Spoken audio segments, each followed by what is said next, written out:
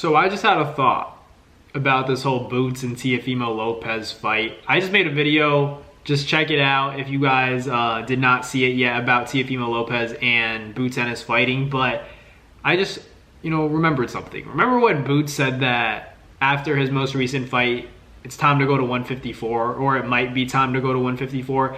How the heck is he going to fight Teofimo Lopez if he can't even make 147, if he struggles to make 47? And another thing, that's a built-in excuse if he does make 47. That's already like ruining the fight for us. So I just am not totally sure that this fight even gets made, because it sounds good, and I give Teofimo Lopez a lot of respect because, if it's true that he sent Devin Haney an offer, and after Devin, declined the offer, going straight to Boots Ennis is kind of wild. That's pretty wild. So Teofimo is not one of those guys that, you can call a duck, that he's avoiding this guy, he's avoiding that guy, because how do you go from sending Devin Haney a contract to sending Boots Ennis a contract? That's kind of crazy. That's wild. That takes guts, that takes balls, and I'm never going to call Teofimo Lopez a duck. He has a great resume. I feel like people just hate on him because of who he is and, how his dad, sells fights and talks for him a lot, but I think Teofimo Lopez is legit.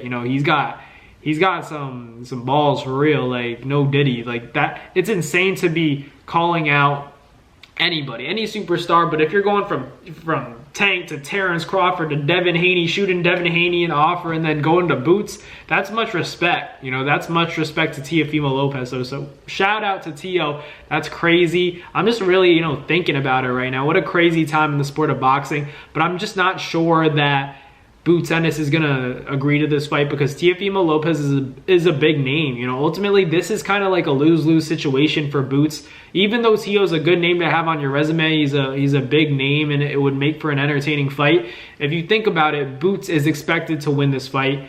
If he comes down, and not that he ever fought at 54, but if he gets down to 47, again, even though he's already said in his last fight that he can't, and he fights Teofimo Lopez, and he feels dehydrated, what if he loses that fight? If he's dehydrated against a strong Teo who's moving up to 47, so he has an extra 7 pounds to play with, it could be an interesting night. We could see an upset. Believe it or not, ladies and gentlemen, I think we might see an upset. It's not the safe bet, like I said in the previous video about Boots and Teo, but if Boots does get down to 47 when he's already said that, it's tough for him to make 47. It's just interesting. I'd be surprised if they take that fight.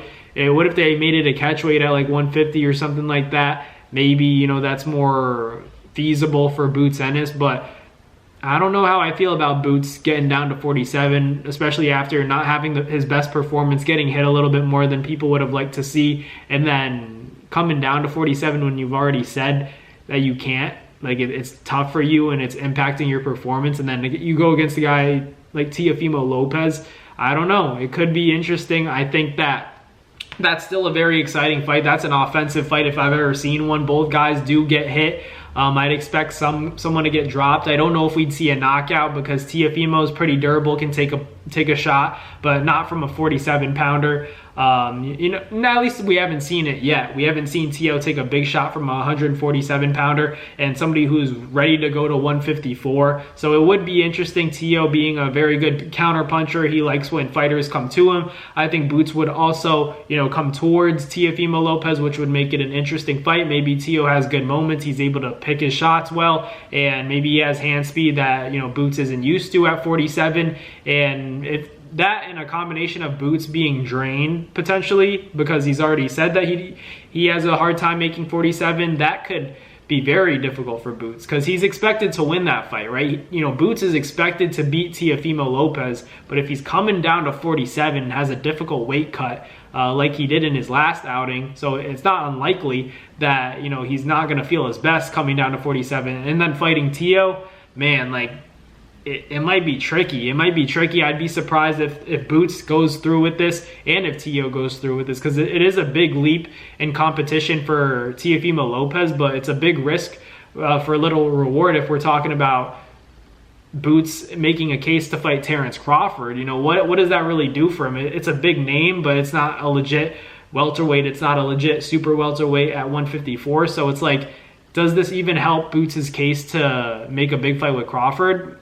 I'm not too sure, but it does, guarantee a big fight for the fans between Boots and Teo. But let me know in the comments what you guys think. Will this happen? Even though Boots already said, it's hard for him to make 147. Will Boots Ennis fight Teofimo Lopez? Will Boots agree to this fight? Thank you guys for watching. Like, comment, and subscribe, and I'll catch you guys on the next Nabs Boxing video. Peace. That's going to do it for another Nabs Fight Media video, guys. Thank you guys so much for watching. It's been your boy, Matt Nabong, with another video. Hope you guys enjoyed it all. Thank you guys for the constant support. Salute to y'all always. It's been your boy.